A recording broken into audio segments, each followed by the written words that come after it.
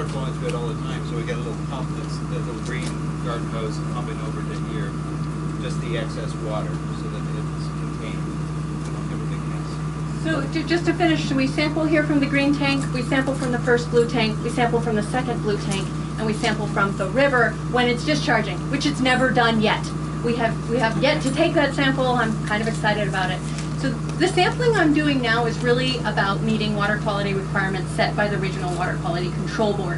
The sampling that we did in 2009 in the publication that we were talking about earlier that's online was a closed system test, and that's where we came up with the efficiencies that you've probably heard thrown around, the 93% efficient at getting mercury out. Well, it's probably 93% proficient at getting liquid elemental mercury out. It doesn't get any of the particulate bound mercury. So it's really important how you state your results and how people start talking about them. But those were closed system tests where we literally weighed every 5-gallon bucket of head material that went in. These guys were about to kill me with what I was requiring, and we had 2 water trucks that all the effluent went into. I weighed the trucks before the sampling started and after, so we could calculate total mass balance for everything that went in and came out.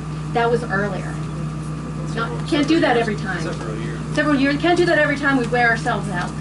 What is this Nelson concentrator you keep mentioning? What is Thank you. That's that's the heart of the machine, if you will. Most important part.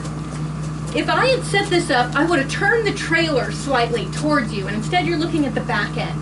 But there is a teal-colored circular bowl on this right side. Okay, not that drum with the perforated Correct. hole. That's the magnet thing. We'll get a chance when we're done talking to go up and take a look Yep. at that. Yep, that's the magnet. So the teal circular cone over there object is the modified Nelson concentrator.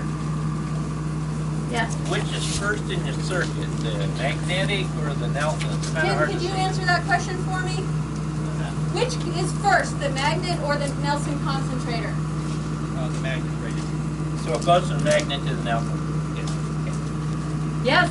So how do you know the Nelson is the best type of equipment for capturing mercury and sulfur? Well, we haven't tested, half a dozen pieces of equipment, so I can't say that we do.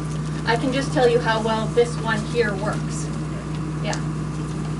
Other? Yeah. How is that particular equipment chosen? Good question, Tim. It's a great story. Actually, when we started this process or project in about 2007, we were introduced to the Nelson concentrator by Tigard, of all people, who, once they realized what we were trying to accomplish, there was these folks up in British Columbia that had this piece of equipment made for gold mining, but it kept getting out this nuisance mercury, and they were scratching their heads trying to figure out where there's got to be some market for this this mercury process, because this machine works so well at removing the mercury when they're trying to get gold. Tiger kind of introduced us together. We started talking, and they started working on the process. Their response to me after I explained what we were trying to do is they said, well, it's about time you Yanks figured it out. And we really put together the need and the demand, put those together to meet what they thought would be a good product or a good process for their product. We had to modify it a little bit more to do it a little bit better, and that was done by Pegasus equipment, who had the concentrator on their equipment, and they were using it too in other parts of the world. So that's how we got introduced to the Nelson concentrator, and then we had Pegasus design this trailer and build this trailer for us several years ago for this project. And does that answer your question? Yes. What about for scale up? This is running. What is your yard per hour here, and what is your maximum scale that you're aiming for full scale? This is very low. This is a pilot scale. This is most we're going to do is probably 150 gallons a minute of slurry through that small small concentrator. We'll scale up. That's a 12-inch concentrator. We'll probably scale up to a 20-inch or multiple concentrators on this trailer when we get to that point. But right now, as Carrie mentioned, the most difficulty that we have right now is dealing with the effluent water and eliminating the residual mercury out of that suspended solids. Some of the mercury is is in elemental form. We're getting most of that, if not all of it, with the Pegasus. But a lot of it is bypassing that because it's bonded to the silt. And the silt is highly suspended. It stays, Chevrolet, who used to own this plant and did a lot of dredging here, they would dredge the pond, which is what you see here. There's a reason that's a different color. This is a process that they did for years. It's an aerial photograph when they actually had the dredge in the water. And one of those photographs that actually shows the dredge. But what they were doing is dredging this pond for sand. And the effluent water was going back in the pond. So the pond was dirty brown when they were dredging. In 2002 they were required to monitor for mercury. When they did, they had to shut down the dredge. And no longer has it run. Because every time they turn it back on, the mercury concentration would elevate in the water column. They shut it down. It'd take about 2 weeks for that water to settle down. They would get no mercury in the water column. It started up again, and bingo, the mercury was present again. So it was very clear that the mercury was floating and getting suspended with the suspended solids. So we've used that as part of this process. But the trickiest part is removing. What we're now finding out is the mercury is bonded to silt particles, and because it's bonded, we know how heavy mercury is in gold. But mercury can actually get bonded to silt, and because of that, its specific gravity combined with the silt becomes light enough to flow over the concentrator's weir, which means it stays in the milky brown water. And we have to drop this out with either filters or polymers. Right now we're using polymers. It seems to be working, and we'll know if we can discharge to the river at the end of this run today and tomorrow. And like Gary said, this will be the first time we've actually tested it in the river. The whole suite of metals, not just mercury. We're analyzing for all of them. Yeah, how about you guys? What is the time frame from the time you pump the water for your sediment? I don't think I know that answer. It's a good question. We know it takes about 4 hours. Use the blank. Oh, thank you. Yeah, it takes about 4 hours to fill up one full tank, at least. So we start seeing water over there rather quickly, maybe 30 minutes. We have not run a test to answer that question very quantitatively.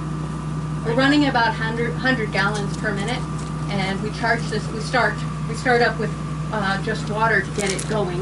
Everything's kind of running, and then we start adding material. I have a question for Tim. Kerry told me they modified the Nelson. Can you Yes. elaborate a little bit on that, please? Well, that's a patented secret by Pegasus, because they own that unit, and they haven't divulged that secret. But I haven't really probed too much about it, but I understand it has to do with the angle of the small holes at the outboard edge of the centrifuge. Thank you. Steve. Yeah, Tim, you were at a different site not too long ago, and I understand it, that was a closed system. This one you're more open. Is this your ultimate operation area, and then you're still in a pilot, but you're going to scale after that? That's correct. We were over on the Tiger plant site mainly because we could discharge to a settling basin, not to the river. Today we've got no settling basins here. We've got a few pits that we've been able to dump dirty water into, let that percolate into the ground. But today, actually tomorrow, sometime tomorrow, we'll be discharging to the river. And our goal is that would be clean enough to where it would meet the regional water quality control standards at that point in time. Once that occurs, then we'll have a constant flow of water flowing through the system. Right now at 100 gallons a minute, it'll scale up to 150 gallons a minute of sediment-loaded material. And then over time, we're looking at about 250 gallons a minute to dredge the sediments in the lake. Our next stage would probably include the dredge. And what I wanted to say is that right now what you see is with the backhoe and the boom shaker screen, we're really simulating the dredge. We had to haul the material over here, put it in place so the backhoe could use it. We're mixing up a slurry that the dredge is going to do by itself. So we're really, the key really is the treatment process, and that's what we're doing on this site. Yes. What concentrations of mercury are you starting with, and what concentrations are you hoping to be able to discharge according to your regulations? Well, I can definitely answer the discharge one. We have to be less than 50 nanograms per liter. Nanograms per liter. Yeah. Parts per trillion. So that's really low. And for the river itself, the turbidity is also very low. Depending on background, like if it were storming, we'd have maybe a little more leeway, but we need to be down below 5 NTU. So we have extremely stringent. Answering the what's going in is hard, Evelyn, because the batch material is so hard to analyze. It is never a representative sample as far as I'm concerned.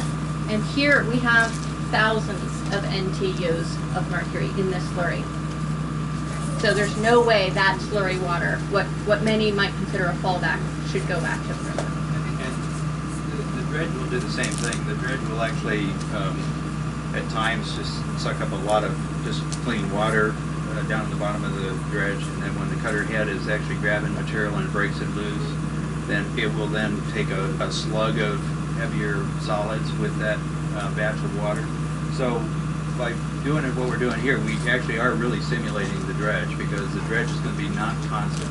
It's going to be clear water at times and dark brown water at other times. What's your goal? Are you trying to get it to where you're automating the system, like through conveyor from the dredge up to here, or what are you going to do? Yeah, so the dredge that would be out in the pond has a slurry line. And that slurry line comes back along this levee road and enters the system. That's what this, yeah, good question. We haven't done it yet, so I don't think I explained it properly. About a half mile of pipeline. And just one more thing on the mercury concentrations. In these tanks, we're getting about 5 NTU per liter. So we're getting really low on mercury. Once the polymer's been added in the tanks, I'm actually had kind of stopped worrying about the mercury and started worrying about the turbidity, because it's much harder apparently. NTU. Sorry, I would spoke 5 nanograms per liter. That's the scientific. Thank you. Well, audiences that ask so many technical questions are a rarity sometimes. Yes, How cemented is the sediment that you're dealing with? cemented. Hard to justify the cutter head dredge, whether it's just notching the surface and loosening it up, or what? We anticipate it's going to be a little slow process. That's why we're really looking at a 200 gallons a minute, 250 gallons a minute. It's going to be a slow process because of 2 reasons. What you mentioned, the solidification of the material. We know it's about 30 feet deep in some of the worst places, and it continues to get worse because over time there's more material layered upon more material, which is condensing that material even more. But there's also trees and weeds and growth in that material too. So the biggest issue is really when cutting up that debris that has to come up with the cutter head. And our understanding from the cutter head that we're planning to use is going to be a real tough process. It's not going to cut very well, but we also are obligated to use an electric dredge as part of our environmental permitting process for the noise, because we got residents all, especially at the lake, and so we're going to be constrained by those kind of things. We are going to be looking at a way to break that up even more with maybe an enhanced or a better, bigger cutter head. Okay, the other part of the question, is this limited to this area, or are you going into the whole Bear River 2 drawings? Pardon me? Are you going to continue this project, whether it's successful, all the way to Rollins? Our goal would be to take, it'll take about 3 to 5 years to remove 200,000 tons of this material under this process. Here at Combie At Reservoir. Combie. So it's going to be just limited here, not going all the No. way up? Correct. It One- won't, there's one- no in-stream part. When we're finished here, we will then plan to do something similar in a larger scale at Rollins, at the Greenhorn leg and the Bear River leg of Rollins, because the mercury concentration there is very high as well.